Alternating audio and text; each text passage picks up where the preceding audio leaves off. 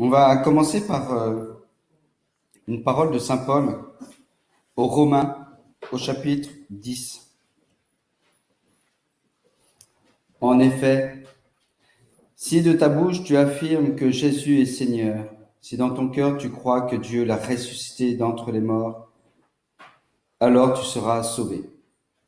Car c'est dans le cœur, c'est avec le cœur que l'on croit pour devenir juste, et c'est avec la bouche que l'on affirme sa foi pour parvenir au salut.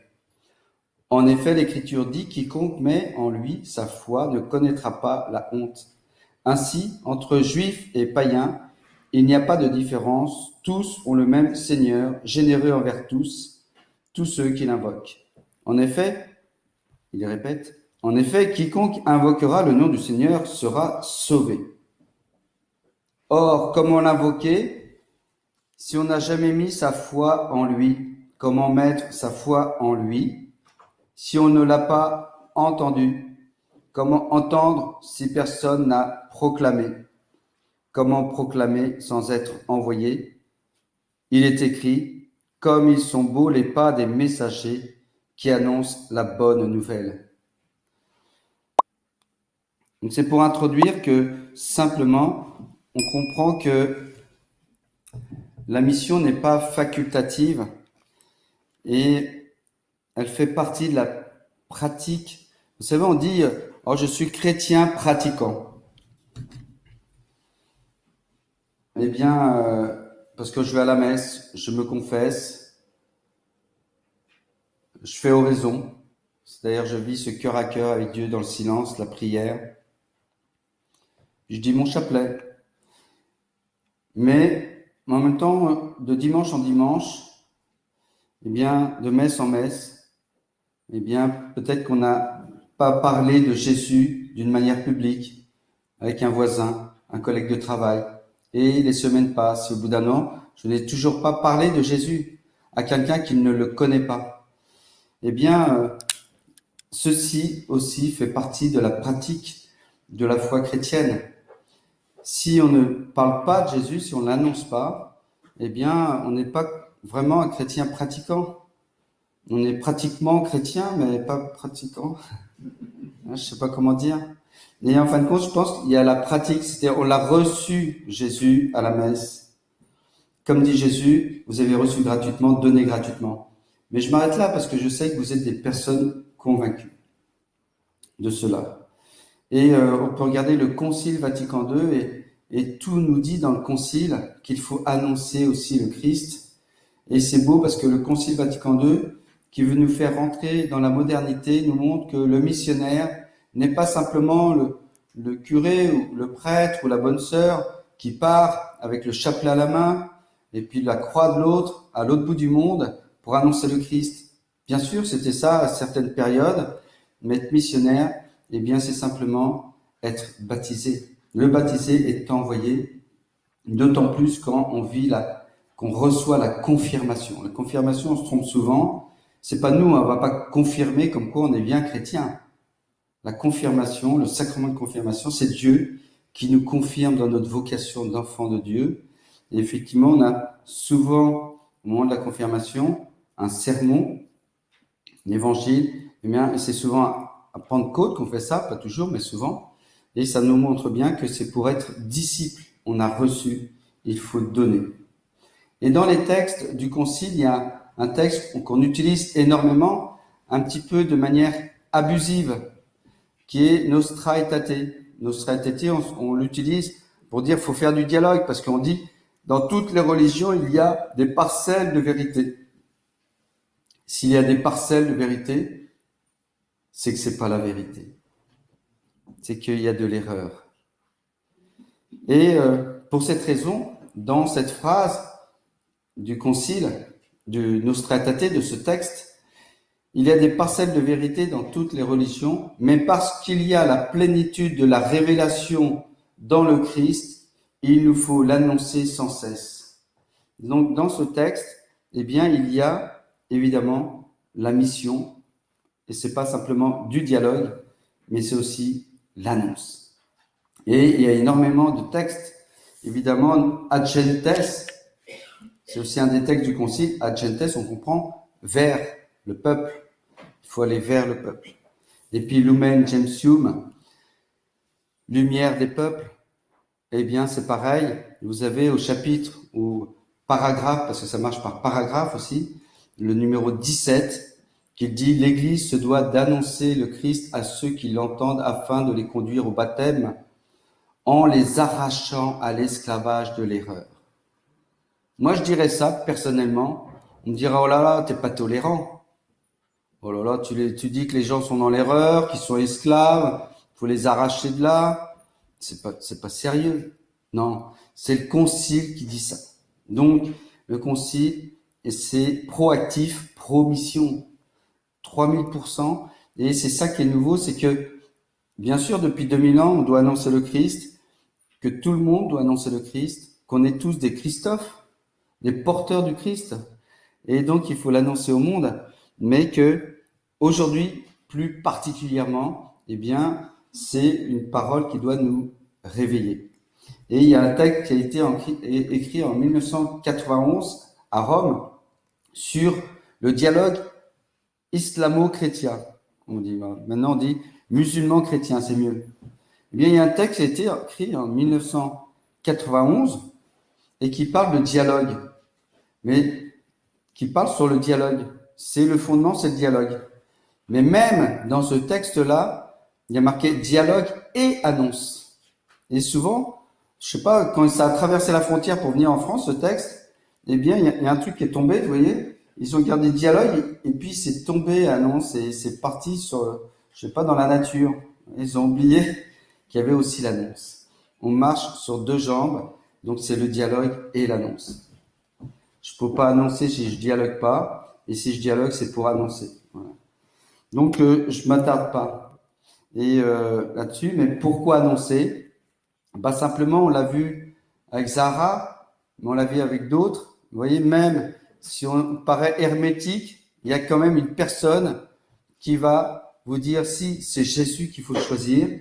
Et puis, même si vous êtes hermétique, à un moment donné, il y a une grâce, eh bien, qui vient du ciel. Et quand on le dit à ces personnes qui nous avaient annoncé le Christ, eh bien, il nous serre dans ses bras et il nous embrasse. Ils sont heureux avec nous. Ils partagent cette joie qui n'est pas une petite joie, qui est une joie infiniment grande parce que c'est pour l'éternité. Et donc, c'est extraordinaire. Donc, il nous faut donner ce que l'on a reçu. Pourquoi? Alors ça, c'est le côté chrétien. Pourquoi? Parce que dans l'islam, effectivement, eh bien, on va pas trouver, eh bien, ce qu'on peut donner, évidemment, avec le Christ. Puisqu'il y a la plénitude dans le Christ, eh bien, dans l'islam, il y a beaucoup de choses qu'on ne va pas trouver, effectivement, parce qu'on met le nom de Dieu un peu partout. Au nom de Dieu, dans l'islam, Inch'Allah, comme on dit, eh bien, c'est pas pour cette raison-là qu'on met le nom de Dieu, qu'il est partout. Et on peut pas, dans l'islam, effectivement, avoir une relation à Dieu. Dieu est tellement inaccessible qu'on peut pas le rencontrer. Et ça provoque dans le cœur d'une personne musulmane, même si elle n'est pas consciente, ça provoque une détresse, une sécheresse, qui n'est pas celle du chemin que nous dit Saint Jean de la Croix. C'est-à-dire, c'est pas un parcours du désert. Non, c'est une sécheresse qui n'est pas bonne. C'est celle qui fait qu'on ne rencontre jamais Dieu quand on est dans l'islam. On a beau faire nos prières, on ne rencontre pas Dieu. Alors, il y en a qui vous diront, ah bah si, moi je vis un cœur à cœur avec Dieu, avec Allah. C'est un père pour moi. On lui dire, ok, je ne remets pas en cause ce que tu me dis, parce que ce que tu dis est beau, si tu vis un cœur à cœur avec Dieu, mais c'est pas l'islam qui te le propose. C'est parce que toi, tu as un cœur de croyant, tu as un cœur qui aime Dieu. Alors effectivement, tu as cette relation peut-être personnellement, mais en tant que en étant dans l'islam, eh bien l'islam ne t'aidera jamais à aller plus loin. Et au contraire, l'islam ne te proposera pas ce cœur à cœur. C'est même un blasphème, parce qu'on ne peut pas avoir de relation à Dieu, parce que ça voudrait dire que Dieu se met à notre niveau, alors que c'est le tout autre. Donc, et dans le Coran, et c'est là où on peut vérifier, l'islam ne le dit pas, l'islam ne le dit, comment je vais vérifier ça? Ben simplement en lisant le Coran et en montrant à la personne que je rencontre qui est musulmane, si elle me dit, nous aussi, dans l'islam, Dieu est amour. Je lui dis, tu as raison, Dieu est amour, mais c'est pas l'islam. C'est pas marqué dans le Coran. Montre-moi un seul verset et je te crois. Et c'est là où, vous voyez, on peut, des fois, en tant que musulman, au nom de l'islam, dire que prendre un esprit de foi chrétienne. On a christianisé simplement l'islam. Et c'est mauvais. Pourquoi? Parce que, en fin de compte, elle découvrira jamais le bonheur infini de pouvoir faire cette rencontre avec Dieu et avec le Christ. Et donc, pourquoi? Donc, dans l'islam, il n'y a pas de relation à Dieu, il n'y a pas de salut. On avait demandé à Jean-Paul II, qu'est-ce que vous pensez de l'islam? Saint Jean-Paul II. Il a dit simplement, l'islam n'est pas une religion de rédemption. C'est bien parce que quand on est pape, c'est quand même assez difficile de parler. Et souvent, la parole du pape, attention, s'il dit un mot de travers, tout le monde le sait dans le monde entier. Et puis les médias ne se gênent pas pour médiatiser, souvent d'une façon souvent malveillante, ou déformée en tout cas, ce qu'il dit. Et donc il a dit les choses simplement, sans faire de vagues, mais en vérité. Ça, c'est un don. C'est un don qu'il faut demander, de pouvoir dire les choses en vérité, sans choquer, sans blesser. Mais des fois, on peut blesser, mais on peut demander ce don de pouvoir dire les choses en vérité, tout en aimant. C'est ce qu'a fait Jésus, mais en même temps, vous voyez, même Jésus, eh bien, dans ses rapports avec les scribes et les pharisiens, eh bien, on voit bien qu'il y a des confrontations qui sont violentes. Et donc, il avait dit, il n'y a pas de rédemption, il n'y a pas de... Pourquoi? Parce qu'il n'y a pas de rédempteur. Dans l'islam, il n'y a pas quelqu'un qui vient nous réparer. On a été cassé par le péché, donc on a perdu cette relation à Dieu. Eh bien, nous, on a un rédempteur, c'est Jésus. Il vient nous restaurer, eh bien, jusqu'à nous redonner la vie, et une vie qui est bien plus grande que la vie qu'on a reçue en Adam et Ève. Parce que là, c'était quoi? La création. C'est extraordinaire, la création de l'homme. Mais c'est rien par rapport au baptême. Parce qu'on n'est plus créature de Dieu, on devient enfant de Dieu. Et donc, on est plus que restauré. Vous voyez, c'est comme si on avait cassé notre voiture, on va chez le garage, il nous répare la voiture. Ben, Dieu fait la même chose avec nous, mais au lieu de faire la même chose, eh bien, il va faire une voiture encore plus belle. On était une 2 chevaux, il va faire de nous une Rolls-Royce. Voilà, la voiture, elle sort du garage, c'est une Rolls-Royce, incroyable. C'est nous. D'ailleurs, il vient faire quelque chose de bien plus grand en nous depuis le jour où il est mort sur la croix et aussi parce qu'il est ressuscité. Donc c'est pour ça qu'il faut annoncer le Christ aux personnes musulmanes, simplement pour leur donner cette certitude du salut qui nous est donné en Jésus-Christ. Quand on est en islam, donc je disais, il y a une détresse, on ne peut pas avoir une vraie relation à Dieu. Et je n'invente rien. Moi, il y a des musulmans qui sincèrement sont encore musulmans aujourd'hui. Ils disent, ouais, la différence entre vous et nous, c'est que nous, c'est que vous avez cette chance d'avoir une proximité avec Dieu. Et il en convient à nous de lui dire, tu peux. Une seule condition, choisir le Christ. C'est toi qui vas choisir. Et ces choix, personne ne pourra le faire à ta place. Et personne peut t'empêcher de faire ce choix, même si c'est très difficile. Et puis, donc, il a cette détresse, et on va lui dire aussi, effectivement, et là, il ne le dira pas, parce qu'il pense aller au paradis, mais à un moment donné, il dira, on n'est jamais sûr d'aller au paradis, Dieu seul sait. Et là, on peut lui donner la certitude, mais tu sais, avec le Christ, tu diras pas peut-être, tu es sûr du salut qui t'est donné dans le Christ. Car Jésus nous dit, et c'est ça la certitude du chrétien, la force tranquille, on va dire, mais la paix intérieure, surtout qu'on peut avoir, cette joie intérieure, c'est qu'on est sûr d'aller au paradis avec le Christ, puisqu'il nous dit, celui qui croit en moi et sera baptisé sera sauvé. Il dit pas peut-être sauvé, sera sauvé.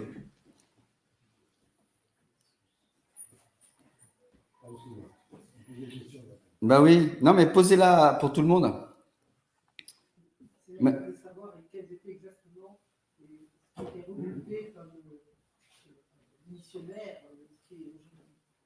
Qui c'est qui est regroupé en tant que missionnaire? Voilà. Ah oui, mais on en parlera après parce que ce qui vous intéressait, c'est comment parler à une personne musulmane. Donc là, c'est l'occasion. Ça, on pourra en reparler 10 000 fois après, hein. Mais vous avez raison, on pourra parler des relations Mission Esmeri. Mission Esmeri, c'est une plateforme, hein, pour vous dire. Et donc, il y a différents pôles d'action. Et il y a l'histoire, connaître les origines de l'islam. Il y a les forums Jésus le Messie. Il y a Mission Angélus, etc. Et puis, il y en a d'autres, hein, clarifier. Et donc, et puis Mission Esmeri, le but, c'est de pouvoir lever des fonds afin qu'on puisse travailler pleinement à ce qu'on fait et développer un peu plus la mission, changer d'échelle. Voilà. Et donc, pourquoi? Donc, vous comprenez, il n'y a pas de salut, il n'y a pas de relation à Dieu. Et puis aussi, dans l'islam, il n'y a pas de révélation. D'ailleurs, l'islam le dit lui-même, ce n'est qu'un rappel. Même si dans le Coran, on parle de révélation, on parle surtout de rappel. C'est-à-dire que ceux qui étaient avant, eh bien, ils ont falsifié les Écritures, voilà, l'Évangile, et puis aussi la Torah. Et donc, ils ont perdu le chemin. Et donc, Mahomet, le messager, vient, en fin de compte, comme le sceau des prophètes à la fin pour rétablir et redonner le vrai chemin à travers une loi et une pratique donc de la loi. Mais donc le pourquoi, vous voyez, donc oui, voilà, c'est par rapport à la révélation. Mais il n'y a que Jésus qui dit, j'aime bien dire ça, une personne musulmane, tu sais, il n'y a que Jésus qui dit, qui m'a vu a vu le Père, et le Père pour nous c'est Dieu. Et qui a vu Jésus-Christ a vu Dieu. Voilà, incroyable. Est-ce que tu as ça toi dans l'islam? Est-ce que tu as ça toi dans le Coran, etc. Vous voyez, il y a beaucoup de choses.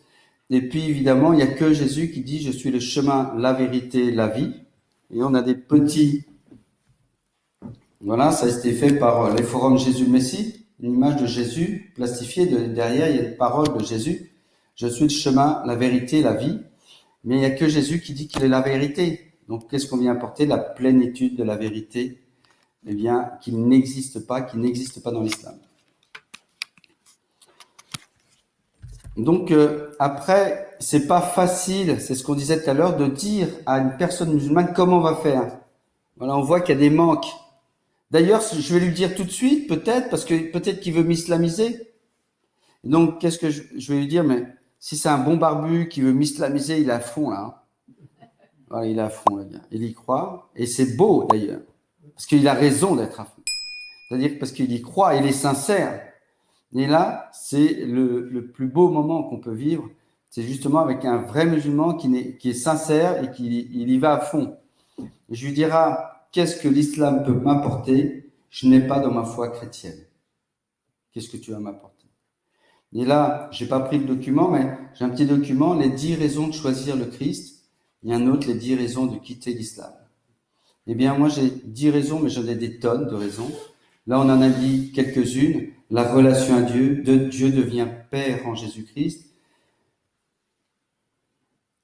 Évidemment, le salut, Jésus, c'est la porte. Je suis la porte, il nous dit Jésus. Et puis aussi, évidemment, cette révélation qui m'a vu a vu le Père, etc., etc. Dans le Christ, il y a la vérité, et c'est ça qui libère. Chapitre 8 de Saint Jean, Jésus dit, c'est la vérité qui peut vous libérer. Voilà, on est libéré par la connaissance de la vérité. En quoi c'est la vérité dans l'islam? Voilà.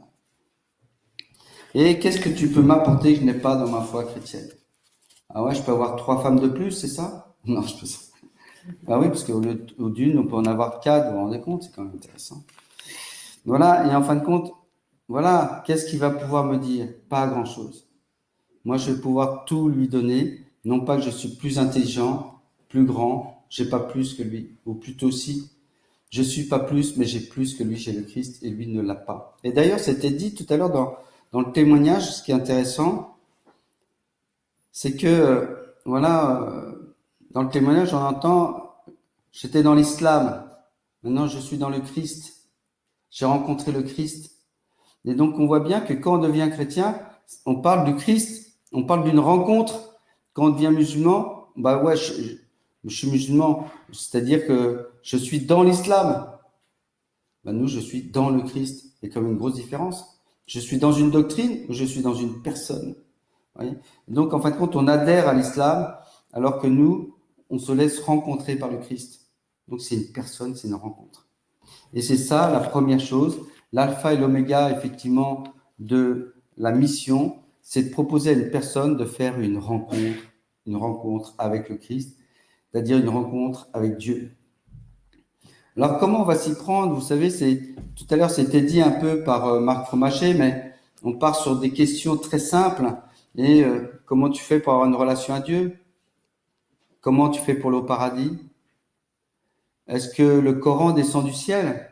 Moi, je veux bien, hein. Donne-moi une phrase qui me prouve que le Coran descend du ciel, je deviens musulman, etc. Mais toutes ces questions se retournent pour moi. Mais vous voyez, ce qu'on disait ce matin, c'est que si je lui pose des questions, eh bien déjà, je le sors de l'islam, parce que dans l'islam, on ne se pose pas de questions. C'est pas qu'on s'en pose pas, c'est qu'on n'a pas le droit de s'en poser. Effectivement, une personne musulmane, et c'est ça qui est intéressant, qu'on va rencontrer ou discuter avec une personne musulmane dans la rue, si à un moment donné, il vous dit, oui, mais attends, si Jésus c'est le Fils de Dieu, pourquoi Dieu a permis qu'il soit crucifié? Ouais. Mais comment il peut être le Fils de Dieu ou comment il a pu être crucifié si son père il a laissé faire? Mais si vous posez cette question-là, il est déjà mort pour l'islam. Parce qu'il est déjà dans le questionnement, vous le sortez de l'islam, et s'il repart avec des questions, eh bien, vous êtes sûr qu'un jour il deviendra chrétien. Vous voyez. Moi, j'aime bien dire, vous savez, dans la foi chrétienne, c'est l'inverse, on se pose des questions. Jésus, je ne comprends pas ceci, je ne comprends pas cela, explique-moi. Ou à l'Esprit Saint, et l'Esprit Saint nous répond d'une manière ou d'une autre, un jour ou un autre. Mais il faut avoir des questions. Et en fin de compte, qu'est-ce que ça donne, des questions? Le résultat, vous savez, il y a quelqu'un qui s'est posé des questions toute sa vie. Il est devenu saint. Saint Thomas d'Aquin. C'est incroyable. Vous voyez, ça sanctifie. Pourquoi? Parce qu'à partir du moment où on se pose des questions, eh bien, c'est qu'on est un chercheur de Dieu. Et c'est beau, hein, Saint Augustin disait, toi que j'ai trouvé, fais que je te cherche encore. Vous voyez, donc on grandit en sainteté, on peut toujours découvrir Dieu un peu plus. Mais dans l'islam, c'est impossible. Donc ça prouve bien que c'est pas une révélation. Parce que justement, dans la révélation, eh bien, on fait une découverte de Dieu, mais ça ne cesse jamais. Et puis, on le découvrira effectivement en plénitude quand on sera face à face, eh bien, dans la vision béatifique. Et puis, je vais donner un exemple simplement par rapport à la révélation, mais c'est tellement évident. Excusez-moi de cette simplicité, cette déconcertante simplicité, ce que je vais vous dire. Mais une personne musulmane, je lui dis, mais qu'est-ce qui nous apporte Allah de l'islam? Le Allah de l'islam. Qu'est-ce qui m'apporte? Qu'est-ce que tu peux me donner là? Quelque chose que je connais pas. Vas-y, dis tout de suite. Et en fin de compte, je dis, tu vois, moi en tant que chrétien, il y a quelque chose que je sais de Dieu.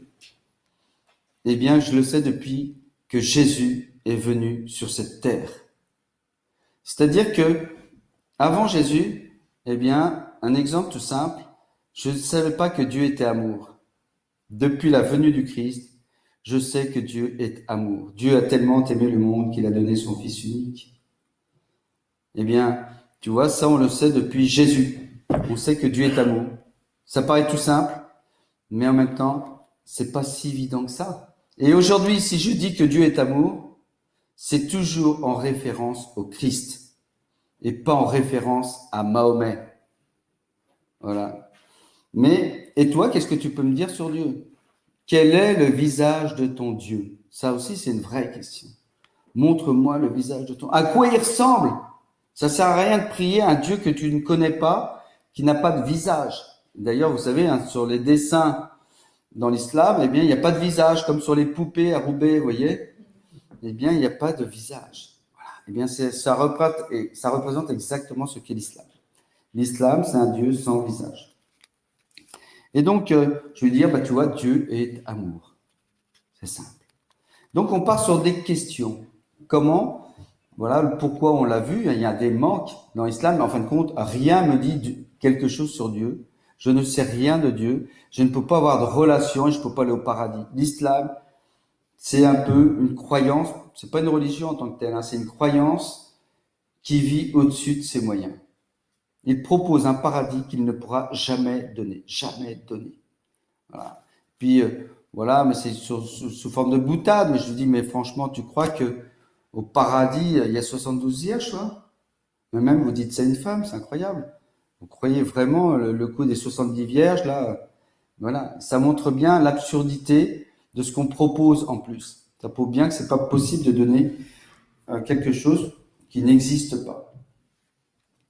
Et donc, on va partir sur des questions, mais évidemment, les questions les plus importantes, c'est quelle est ta relation à Dieu? Comment tu fais pour aller au paradis?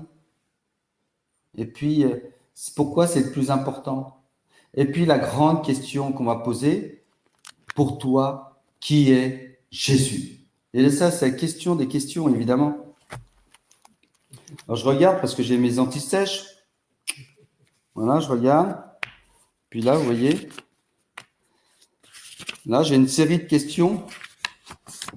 Et alors, ce qui est intéressant, c'est quand on fait des formations, on prend 2, 3 ou 4 questions et on prend une question par jour. Là, on a fait une formation, on a pris la première question. Pour toi, qui est Jésus? Et quand vous rencontrez un musulman, effectivement, on va vous dire c'est un prophète. Mais là, c'est extraordinaire parce qu'il y a des petits dépliants, vous voyez, comme ça, là, des anti-sèches. C'est excellent. C'est énorme. Pourquoi? Parce que je vais partir pour lui parler de Jésus. Je vais dire, mais attends, c'est pas qu'un simple prophète. Et là, je vais parler de Issa. Je me permets d'aller sur son terrain et de prendre des versets du Coran pour lui parler de Jésus. Mais ce n'est pas simplement un prophète dans l'islam. Il y a marqué que Jésus, c'est le Messie. Il n'y en a qu'un dans toute l'histoire de l'humanité. C'est le Messie. Les prophètes, il y en a des tonnes. Le Messie, il n'y en a qu'un. Il est né, et puis pour être sûr qu'il soit plus grand que les autres, je te dis franchement, je ne connais personne à part lui, Messie, fils de Marie. Il est né d'une vierge. Incroyable. T'en connais d'autres, toi, qui sont nés d'une vierge? Silence. Et là, peut-être que par ce silence, vous savez, il ne faut jamais avoir peur des silences dans un dialogue.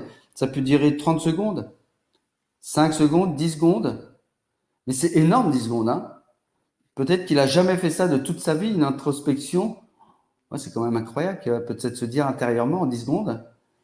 Et il est né d'une vierge, donc il est au-dessus de tous.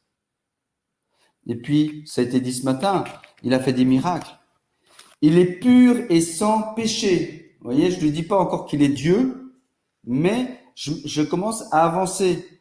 Parce qu'il n'y a que Dieu qui est pur et sans péché. Les hommes sont tous pécheurs.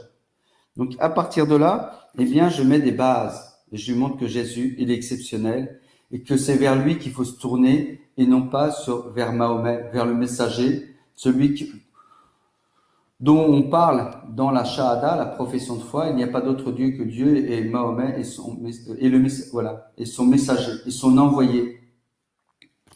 Eh bien, je vais lui montrer que Jésus, il est au-dessus. Et puis, comme ça a été dit ce matin, je répète un peu, mais vous voyez, Jésus, on fait parler Jésus. Eh bien, c'est dans la sourate, c'est que des versets du Coran avec les sourates. Vous pourrez prendre ce petit dépliant-là. Et donc, quand je suis devant la personne musulmane, je dis, tu vois, Jésus, il doit mourir, il doit ressusciter. 19:33. Le jour où je naquis, le jour où je mourrai, le jour où je serai ressuscité vivant. Incroyable. Comment il va faire pour ressusciter? Il faut qu'il meure. Donc, il faut peut-être expliquer, ressusciter, c'est relever d'entre les morts. Ressusciter, ça veut dire simplement remettre debout. Il est mort. Il faut le remettre debout. Mais je lui dis, tu vois, il doit mourir et ressusciter. Incroyable. Comment il va faire? Ah oui, c'est quand il va revenir, eh bien, il va mourir et il va ressusciter à ce moment-là. Je lui dis non, c'est pas possible parce que dans l'islam, on croit bien que Jésus est monté au ciel. 3,55, il y a un verset qui parle de l'ascension de Issa, le Messie, fils de Marie. Donc il est monté au ciel, il est vivant. D'ailleurs, je lui dis, c'est incroyable d'ailleurs dans le Coran, il y a une seule personne, sur tous les personnages qui sont nommés, une seule est vivante. C'est le Messie. Donc c'est vers lui qu'il faut se tourner. Et il va me dire, mais non, mais il va mourir et ressusciter quand il va revenir pour le jugement. Je dis, non, on meurt pas quand on revient de la gloire de Dieu, parce qu'il est dans la gloire de Dieu aujourd'hui. Donc c'est pas à ce moment-là qu'il va effectivement mourir. On meurt durant sa vie terrestre. Il faut le dire avec beaucoup d'affirmation. Il faut pas être dans l'hésitation. C'est pas peut-être, non, c'est sûr. Et il en convient. Lui, il est déjà mort. Il est déjà mort par son passage sur la terre, mais en plus, il est ressuscité. Et puis, j'ai un verset, c'est pour moi le plus important de tout le Coran. C'est la sourate 3, verset 55. Je vais te faire périr et t'élever vers moi. Voilà ce que dit Allah en parlant du Messie, fils de Marie. Je vais te faire périr et t'élever vers moi. Donc ça veut dire qu'il doit mourir avant d'être élevé. Donc ça veut dire que ça s'est déjà produit. Et souvent, une personne musulmane veut lui montrer ça, parce qu'il y a des versions en français, des traductions où il dit « Je vais mettre fin à tes jours et t'élever vers moi ». Mais là, c'est une mauvaise traduction. Mettre fin à tes jours, ça veut dire élever, ça met fin à tes jours, le fait d'être élevé. Non, je vais te faire périr. Et en arabe, c'est bien ça. Si vous avez, il faut toujours avoir un Coran bilingue pour qu'il puisse effectivement vérifier, et que si c'est quelqu'un, un bon salafiste prosélyte, eh bien, il pourra bien lire. Et là, je vous promets qu'il n'aura pas de mots pour répondre. Voilà. Parce que peut-être qu'il a déjà lu 10 fois, 20 fois, 30 fois, mais là, moi, je pointe le doigt.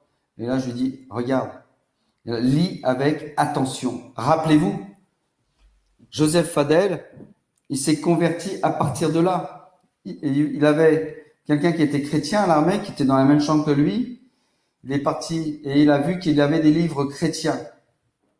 Et Joseph, qui était musulman à ce moment-là, dit, je voudrais que tu me parles de ton Jésus. Et le chrétien lui dit, commence par lire ton Coran et après je te parlerai de Jésus. Et en revenant, en allant en permission, Joseph, qu'est-ce qu'il fait? Il lit le Coran, il l'avait lu peut-être 10, 20 ou 30 fois. Il lui avait dit, lis avec attention. Il a lu avec attention, il a vu effectivement qu'il y a des choses qui se contredisaient, qu'il y a des choses qui n'allaient pas, et il a été troublé.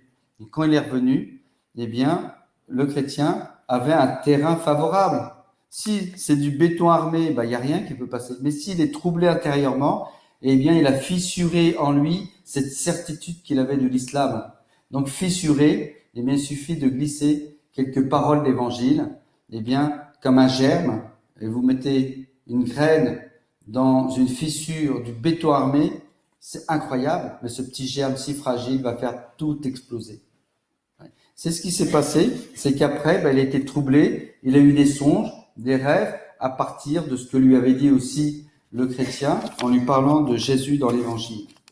Mais je pars du Coran. Voilà. Et puis tu sais que c'est lui qui revient à la fin des temps. Et donc ce qui est très intéressant, c'est d'avoir les références. Je dis c'est tel verset, telle sourate, ou là c'est dans des hadiths, la venue du Messie qui doit venir juger. Ce que vous lui dites, mais attention, c'est Jésus qui revient juger à la fin des temps. Il dit non, Dieu seul juge. Je lui dis, bah attends, là, il y a une sourate là. Bah non, c'est pas une sourate, c'est des hadiths. Bukhari, Muslim, c'est quand même des choses qui sont authentiques. Et puis si ça ne lui suffit pas, vous lui dites, pourquoi il peut juger? Ben, moi, je vais te le dire. Parce que même dans le Coran, on dit qu'il est pur et sans péché. Donc, personne ne peut juger tant qu'il est pécheur, mais celui qui est sans péché, effectivement, peut porter le jugement. Et donc, je vais le tirer vers Jésus, mais je commence à lui montrer Issa. Et après, je vais lui donner, évidemment, on ne va pas s'arrêter là, mais je vais lui donner Jésus dans l'évangile. Vous savez, je vais lui dire simplement, et tu sais, Jésus dans l'évangile, il parle de lui-même, c'est quand même plus simple. Ah oui, c'est falsifié. Bah, vérifie. Qui c'est qui t'a dit ça? Ça vient d'où? Ah ouais, c'est marqué dans le Coran, c'est falsifié, etc. Bah, regarde, lis, dis-moi à quel endroit c'est falsifié, par qui et à quel moment? Avant Mahomet, après Mahomet, c'est quand? Puis il y avait tellement de manuscrits, il y en avait des milliers. T'imagines, il aurait fallu regrouper les milliers d'évangiles et puis pour corriger tous les évangiles, parce qu'aujourd'hui, ils sont tous les mêmes. Donc on serait mis d'accord à quel moment, comment on aurait fait, c'est quand même compliqué, la falsification. Il suffit pas de dire quelque chose, il faut en donner l'explication. Dans l'islam, c'est toujours ça. On condamne, on dit des choses, mais il n'y a jamais d'explication. D'ailleurs, c'est ça. On doit appliquer la loi, mais on ne dit pas pourquoi. Ah, tu dois faire l'Aïd, tu dois faire le Ramadan, tu vas faire ton pèlerinage, mais pourquoi? Pourquoi 30 jours? Le ramadan, pourquoi pas 35 ou 20 jours ou 25 jours? Franchement, bon voilà, on explique. Et donc là, après, je lui dis, une fois que je lui ai donné ça, je lui ai dit, ça c'est pour toi. Alors, il y a une image, hein, donc il y en a qui n'en veulent pas. Mais il y en a, à 80%, ils prennent. Et donc, ça montre bien que même l'image, elle les empêche pas de prendre. Vous voyez, donc ils sont déjà plus très musulmans. Et puis après, je lui donne Jésus. Je lui dis, voilà, Jésus, dans l'évangile, il dit, je suis le chemin, la vérité, la vie. Mais il dit, je suis. Donc c'est comme important de pouvoir ne pas passer à côté. N'oublie pas, tu n'as qu'une seule vie.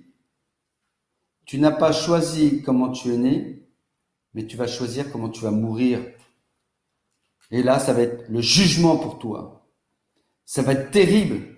Si tu n'as pas cherché Dieu en vérité, tu vas être jugé par Dieu. Et n'oublie pas qu'il n'y a que deux possibilités, soit le paradis et soit l'enfer. Mais il ne faut pas passer à côté. C'est maintenant qu'il faut chercher Dieu en vérité. Imagine que ce soit Jésus. Alors tu arrives là-haut, tu vois, là, tu as un accident de voiture, non, je te le souhaite pas, mais où tu te fais écraser là, et puis ça peut être tout à l'heure, je veux dire. Donc c'est aujourd'hui qu'il faut se décider pour chercher Dieu en vérité. Et donc, imagine, tu arrives au ciel et c'est vraiment Jésus. C'est lui qui juge et qui vient t'accueillir devant le paradis. Devant, parce que tu ne vas pas rentrer comme ça. Il y a le jugement. Imagine que ce soit Jésus. Et là, tu dis, ah, Seigneur, tu sais, moi je suis musulman, je savais pas que tu étais le Fils de Dieu. Ah, mais tu sais, moi dans l'islam, on m'a toujours dit que tu n'avais pas été crucifié. Hein. Je ne savais pas. Parce que là, il va voir Jésus dans sa gloire, il va tout comprendre. Il va voir que c'est lui le Fils de Dieu, c'est lui le Sauveur. Ah, je ne savais pas que tu étais le Sauveur du monde et le Sauveur pour moi aussi. Et Jésus lui dira simplement, il te dira, à toi qui es musulman, pourquoi m'as-tu pas cherché en vérité? Non, on dit souvent, on sera jugé sur l'amour. Ah bah oui, ce qui compte, c'est pas grave, on a chacun sa religion, ce qui compte c'est d'être sincère et puis d'aimer tout le monde et on sera jugé sur l'amour. Bah bien sûr qu'on sera jugé sur l'amour, mais pas sur l'amourette. Hein, non, pas sur l'amour bisounours.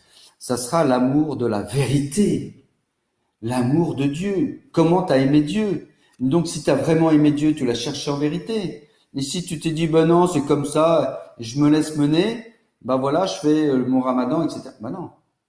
Et Jésus te dira, pourquoi tu vas pas chercher en vérité? Et là, ça va être très sévère pour toi. Encore plus aujourd'hui, parce que tu as rencontré un chrétien qui t'a proposé de lire un évangile. Et tu as dit peut-être, j'en veux pas, c'est falsifié. Donc, prends la peine de pouvoir lire l'évangile, et pendant que tu lis un évangile, eh bien, demande à Dieu, avant la fin de la lecture de l'évangile, de te donner un signe pour savoir que ce qui est marqué là est la vérité ou n'est pas la vérité. Ne reste pas dans le doute, va jusqu'au bout. Mais pour ça, il faut être prêt à s'engager pour Dieu. En s'engager d'une manière en vérité. Imagine 2 secondes que Jésus, quand il dit « Je suis le chemin, la vérité et la vie », imagine que ce soit vrai, ben ne passe pas à côté et aie le courage de dire oui, peut-être pas au Christ aujourd'hui, mais le courage de dire oui à la vérité en Dieu. Croire en Dieu, ça veut rien dire. Croire en Dieu en vérité, ça veut tout dire. Mais il faut être un chercheur de Dieu. Peut-être que tu ne cherches pas Dieu. Dis, quelle est ta relation à Dieu? Comment tu fais pour aller au paradis, je veux dire? Dire, je fais mes prières, je fais mon ramadan, je vais faire mon pèlerinage. Et tu crois que tu vas aller au paradis avec ça? Non, non, je fais aussi des bonnes actions. Et tu crois que tu vas arriver au paradis avec des bonnes actions, tes pèlerinages, tes ramadans, et dire à Dieu, j'ai fait mes 5 prières par jour, et dire maintenant je peux rentrer au paradis? Ben, non, non, non, non. Pourquoi non? Parce que, en fin de compte, t'es jamais sûr. C'est-à-dire que si tu donnes tes prières, tout ce que tu as fait, ben Dieu il va t'ouvrir la porte et tu vas lui dire, je rentre au paradis parce que j'ai fait tout ça. Ben non. Eh bien, simplement, il en convient. Il suffit pas de dire ses prières, de faire des bonnes actions pour rentrer au paradis. Et il dira simplement parce que tu te sauves toi-même, tu fais des actes et tu te dis ça y est, j'ai mon paradis. T'achètes ton paradis à coups de prière et de ramadan et de bonnes actions. C'est pas possible. Et il en convient. Il dit, non, bien sûr, c'est Dieu qui me laisse rentrer au paradis. Mais alors, comment tu fais pour aller au paradis? Ben, en fin de compte, et si vous insistez, faites l'expérience. En prenant les petits dépliants sur la vie éternelle, sur Jésus dans le Coran, le Messie dans le Coran, et aussi Jésus dans les évangiles. Faites l'expérience et posez-lui la question, comment il fait pour le paradis? Et à un moment donné, il vous dira, parce que vous insistez, en fin de compte, on n'est pas sûr. Comment c'était pas sûr? Dieu seul sait qui répond. Dieu seul sait. Mektoub, même, des fois, il dit. Alors, c'est pire que tout, Mektoub, hein. Parce que si c'est écrit, bah, c'est-à-dire que Dieu a déjà prédestiné si tu vas au paradis ou si tu vas en enfer. Alors, dans ces cas-là, laisse tomber. Je te propose un bon jambon beurre et une bonne bière, parce que de toute façon, ça changera rien, c'est déjà décidé. Vous voyez l'incohérence du Coran, où on veut tout prédéfinir, parce que Dieu est tellement puissant, tellement tout puissant, qu'en fin de compte, eh bien, il sait déjà à l'avance où il va nous mettre, et c'est là qu'on voit que le paradis, c'est pas une question d'amour, mais c'est arbitraire. Et c'est là où on va voir la différence entre islam et christianisme. C'est-à-dire que dans la foi chrétienne, eh bien, on sait que Dieu, pour le jugement, n'est pas en face de nous.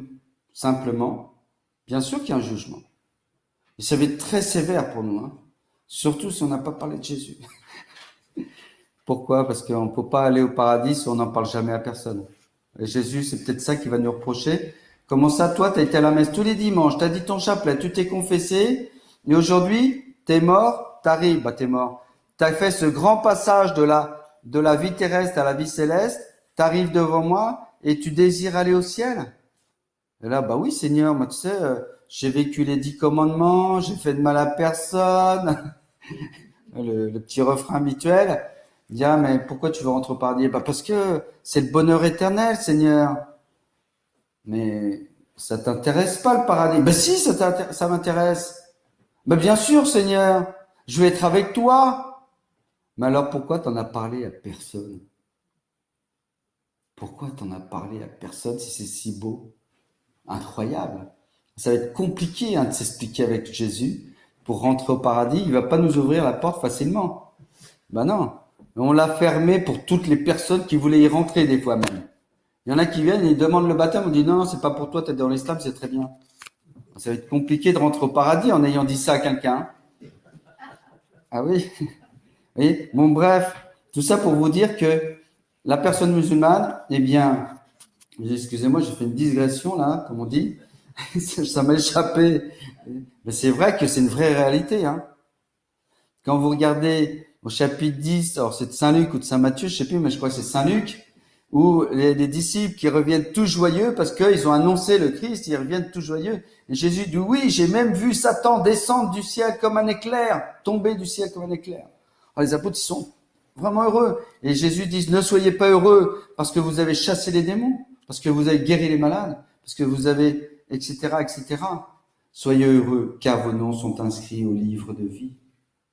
Ça veut dire que parce qu'ils ont été dans la mission, parce qu'ils ont annoncé la bonne nouvelle, eh bien, leurs noms sont inscrits dans le livre de vie. Ils seront sauvés. Et ça a été dit encore ce matin. Celui qui permet à un pécheur de connaître la vérité, eh bien, le chemin du salut lui est ouvert. Alors, on ne le fait pas pour ça. Mais c'est quand même une conséquence. Et si le livre, on est inscrit sur le livre de vie parce qu'on a été disciple du Seigneur en annonçant explicitement le Christ, ben ça veut dire que le livre, si on l'a pas annoncé, c'est que le nom n'est pas inscrit sur le bouquin, sur le livre. Vous voyez? Ah bah oui. Bah oui, ça, on peut prendre les choses à l'envers. Et c'est extraordinaire ce passage d'évangile où on voit les disciples revenir parce que c'est à ce moment-là que Jésus, on va provoquer de la joie de Dieu. Et Jésus, en voyant ses disciples, en fin de compte, il exulta de joie et il dit simplement, Père, je te bénis d'avoir caché cela aux sages et de l'avoir révélé aux tout petits. C'est juste, il dit ça juste après. Donc, ça provoque de la joie dans le cœur du Christ, dans le cœur de Dieu, de voir qu'on l'a annoncé. C'est normal. Vous voyez, si on aime quelqu'un et qu'on n'en parle jamais, c'est pas, ça provoque obligatoirement de la joie. Bon, bref, la personne musulmane ne sera jamais sûre d'aller au paradis.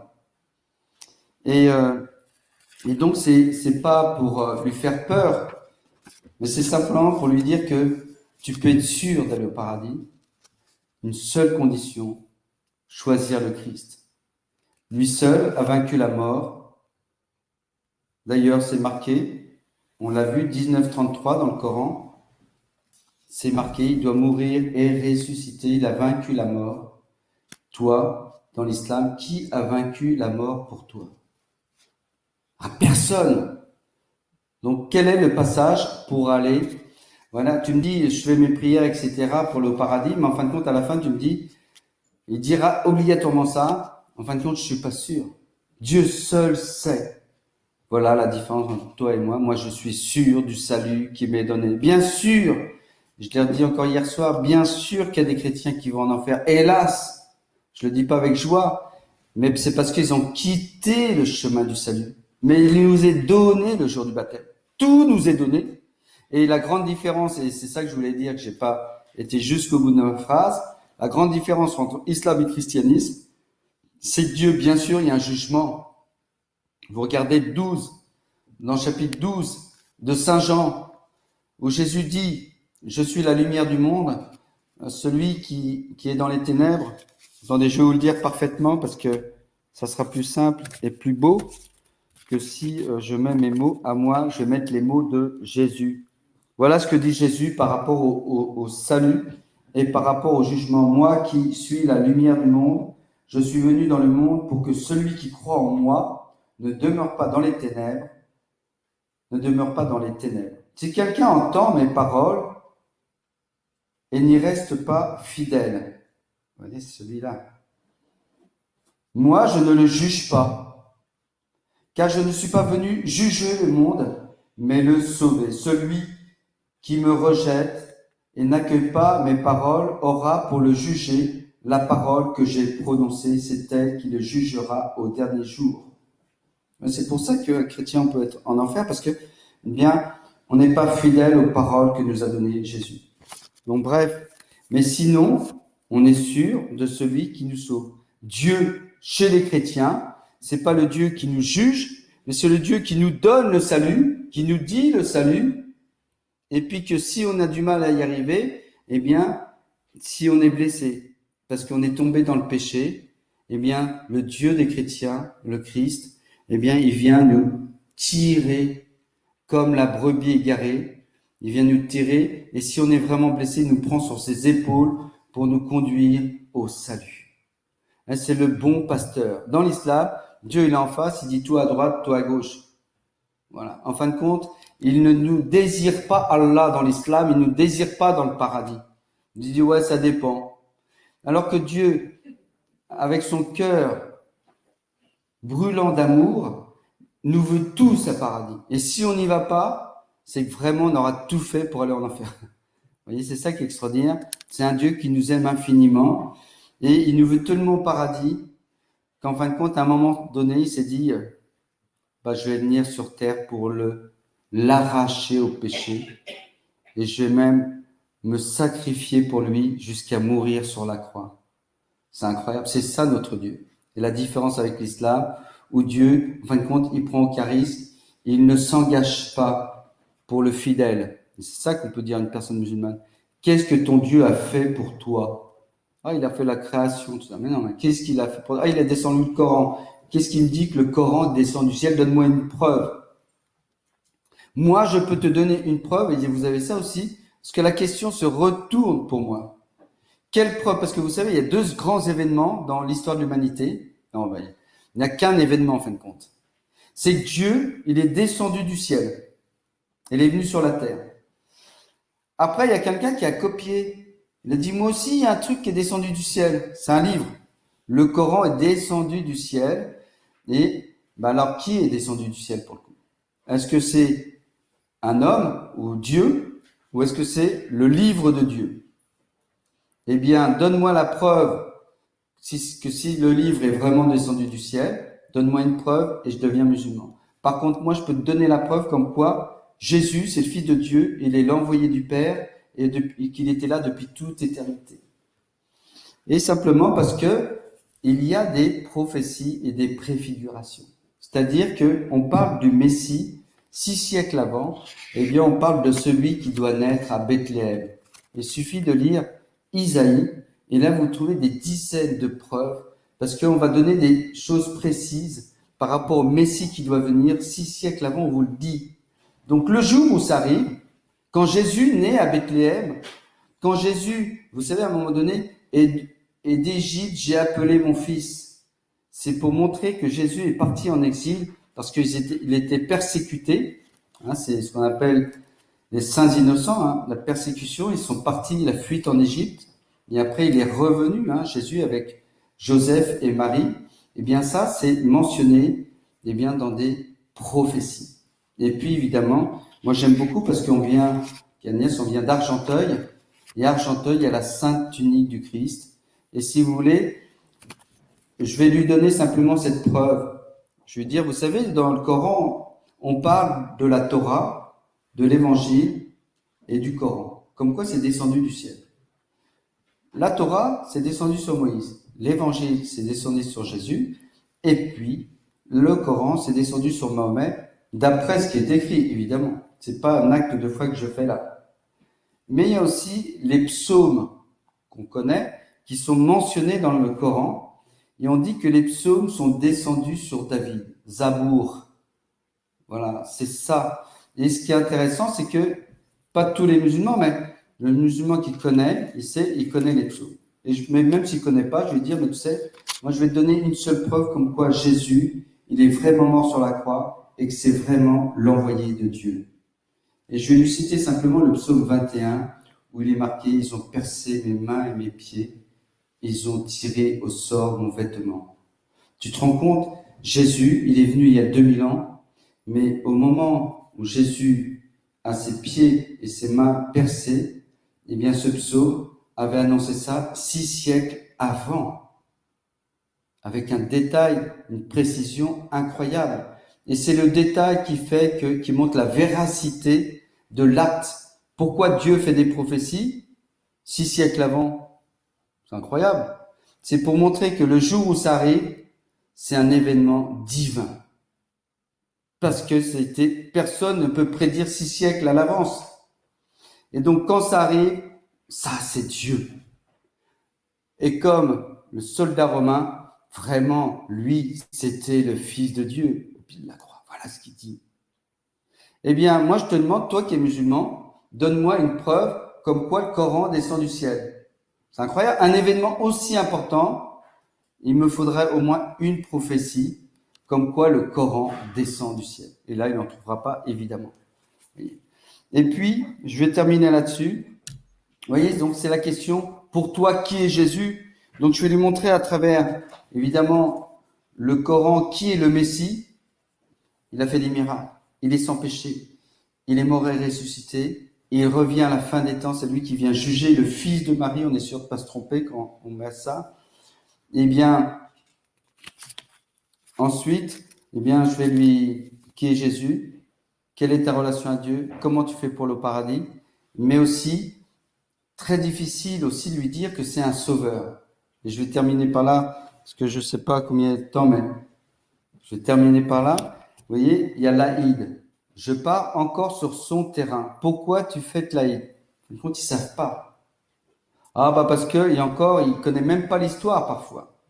Et des fois, c'est à moi de lui redire l'histoire. Et je vais lui dire simplement, bah l'Aïd, tu sais, c'est le sacrifice du fils d'Abraham. Il n'y a pas marqué Ismaël d'ailleurs. C'est le sacrifice du fils d'Abraham. Et je vais lui dire, bah tu vois, nous on ne fête pas l'Aïd. Pourtant, pour nous, c'est très important l'Aïd. Parce que là, dans le sacrifice là, du mouton, eh bien nous, il y a un autre sacrifice qui est annoncé. Là, une préfiguration on appelle ça. C'est-à-dire que là, on parle d'un autre sacrifice pour nous, qui va arriver bien plus tard. Et là, je lui montre simplement, c'est toute la Bible, la Torah, la Bible, l'Évangile. Tout est traversé par un sacrifice. Tout. Alors nous, on appelle ça, parce qu'on sait que c'est le salut qui est derrière. Tout est traversé par un sacrifice. Donc je vais vous montrer que Moïse, Moussa, eh bien lui aussi, Dieu va lui demander, va lui dire simplement, dis au peuple de sacrifier un agneau sans tache, sans défaut, et de prendre le sang de l'agneau et de le mettre sur le linteau des maisons. Connaissez ce passage dans Isaïe, dans l'Exode plutôt. Eh bien, en prenant le sang de l'agneau, je lui explique à la personne musulmane, le texte est là, il est très court. Je dis, mais tu sais, eh bien, le peuple hébreu va prendre un agneau, va prendre le sang, et il va mettre le sang sur le pourtour de la porte, le montant et le linteau de la porte. Et l'ange de la mort n'entrera pas dans la maison, et je lui explique que c'est au moment où il y a les fléaux en Égypte, et notamment le fléau des premiers-nés qui vont mourir. Effectivement, le lendemain, eh bien, les premiers-nés sont morts en Égypte, sauf pour les Hébreux, parce qu'ils ont pris le sang de l'agneau, qu'ils ont mis sur le montant de la porte, et ça les a protégés de l'ange de la mort. Et je lui dis, à chaque fois que je parle, je lui dis, est-ce que tu comprends bien ça? C'est incroyable, ils prennent du sang de l'agneau, voilà, ils font ça. Et puis l'ange de la mort, et les premiers-nés des Hébreux vont pas mourir pour cette raison-là. Mais tous les autres sont morts en Égypte. Et puis après, je lui dis, mais tu sais, il y a un autre prophète, Isaïe, il va parler d'un messager, d'un serviteur, qui va énormément souffrir de son propre peuple. Un prophète. Il va tellement souffrir du peuple qu'on va le comparer à un agneau conduit à l'abattoir. Un agneau conduit à l'abattoir. Tellement la personne va souffrir, tellement ce prophète va souffrir du peuple, on va le comparer à un agneau conduit à l'abattoir. Ça veut dire qu'il va mourir. Et je lui dis, est-ce que tu connais Jean-Baptiste? Souvent, il ne voit pas Jean-Baptiste. Je lui dis, est-ce que tu connais Yahya? Là, il commence à comprendre. Il faut lui répéter, même si vous le prononcez mal, il finit par comprendre. Sur la 19e sourate, Jean-Baptiste, le cousin de Jésus, il sait souvent ça, c'est incroyable d'ailleurs. Je suis toujours très étonné. Et je lui dis, mais tu sais, Jean-Baptiste, eh bien, quand il voit le Messie, quand il voit Issa, qu'est-ce qu'il dit? Voici l'agneau de Dieu. Et pour nous, Jésus, c'est l'agneau de Dieu. Il va même plus loin. Il dit qui enlève le péché du monde. On ne peut pas tout comprendre, c'est incroyable. Comment le sang de quelqu'un peut sauver le monde? C'est n'importe quoi. J'ai dit, ben non, parce que cette personne, Issa, le Messie, pour nous, c'est Jésus. Eh bien, son sang va être versé aussi sur le montant de la porte. C'est le montant de la croix, en fin de compte. Son sang va être versé sur le linteau de la croix. Il va y avoir le sang de l'agneau de Dieu, c'est Jésus. Et ce sang va nous préserver de l'ange de la mort. Et le chrétien, il sait que Jésus, ça devient la porte. Et effectivement, le chrétien qui croit en Jésus, en cet agneau de Dieu qui a versé son sang, eh bien, ne va pas mourir, mais va être sauvé de la mort. Parce que celui-là, cet agneau de Dieu, il n'y en a qu'un. Il est mort, mais il est aussi ressuscité. Il a vaincu la mort. Tu comprends? C'est ça. Peut-être qu'il ne va pas tout comprendre. Mais en même temps, si vous voulez, c'est une histoire qu'il connaît. Il connaît l'histoire d'Abraham. Il connaît l'histoire de Moïse avec ce sacrifice de l'agneau sans tache. Et en fin de compte, à partir de là, eh bien, c'est quand même assez compliqué de faire comprendre que Dieu est sauveur et lui montrer que Jésus, il est vraiment mort et ressuscité. Je te laisse ça. Et puis en même temps, je lui montre bien, parce qu'il ne croit pas que Jésus est mort sur la croix. Mais simplement avec le verset 21, simplement avec ce verset du psaume, ils ont percé mes mains et mes pieds. Mais comment peut-il dire après qu'il n'a pas été crucifié? C'est des choses très simples. Et ça, il le prend, il part avec. Je ne sais pas si vous avez vu le film L'Apôtre. Mais dans le film L'Apôtre, eh bien, on voit qu'il a du mal. Il a invité à un baptême, etc. Et ça lui pose question. Je crois qu'il reçoit un peu une grâce quand il est dans l'église. Il ressort, il a une bouffée de chaleur, vous voyez, un coup d'Esprit Saint sûrement. Et donc il sort dehors. Et puis en fin de compte, il repart. Mais il repart avec le petit livre du baptême, avec les chants, les textes, etc. Il le met dans sa poche. Et puis il rentre chez lui. Il va pour le mettre à la poubelle parce qu'il se dit si mes parents voient un truc de la messe ou du baptême, là, je vais me faire, voilà, ça va être terrible. Et donc, il dit, je vais le mettre dans la poubelle. Il le met dans la poubelle, il rentre chez lui, et au moment de rentrer, il hésite, il fait demi-tour, il va dans la poubelle, il va chercher le petit dépliant qui servait pour les chants, pour le baptême. Parce qu'il y avait aussi les textes. Ça veut dire quoi? Quand on a lu la parole du Christ dans l'évangile, eh bien, ça nous attire à un point, c'est extraordinaire. Et c'est pour ça que nous, à Mission Angélus, on s'attache toujours, non pas à témoigner de notre rencontre avec le Seigneur, même si c'est beau, et qu'il faut le faire de temps en temps, mais quand on est en mission devant une personne qui est dans l'islam, eh bien, on va s'attacher à témoigner des paroles du Christ dans l'évangile. Tu te rends compte, Jésus, il a dit, je suis la résurrection et la vie. Qu'est-ce que tu penses de ça? C'est incroyable. Jésus nous dit, je pars, mais là où je vais, je vous prépare une place. Et là où je suis, vous serez vous aussi avec moi. Tu te rends compte, Jésus, le Messie, nous dit ça. C'est-à-dire que lui, il nous prépare une place au paradis. T'as ça, toi, dans l'islam? Quelqu'un qui pense à toi et qui te prépare une place? Nous, Jésus, eh bien, il le dit, mais il le réalise.